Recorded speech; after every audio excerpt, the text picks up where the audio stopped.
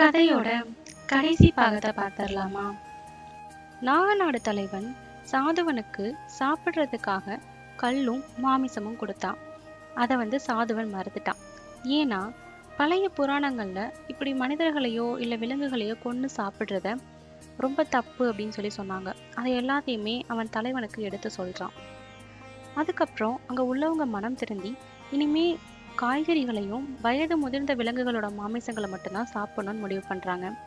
ஆதிரை கிட்ட அந்த ஒளி சொன்ன மாதிரி சந்திரதத்தன் அப்படின்றவரோட கப்பலும் வருது. சாதுவன் அவரோட கப்பல்ல ஏறி ஆதிரை கிட்டேயே மறுபடியும் வந்துடுறான். அதுக்கப்புறம் அவங்க 2 பேரும் அவங்க வாழ்க்கைய ரொம்ப சந்தோஷமா வாழ ஆரம்பிச்சாங்க. இந்த கதையோட எல்லா பாட்டுமே என்னோட பிளேலிஸ்ட்ல இருக்கு. உங்களுக்கு வேணும்னா அதை செக் அவுட் பண்ணி பார்த்துக்கோங்க.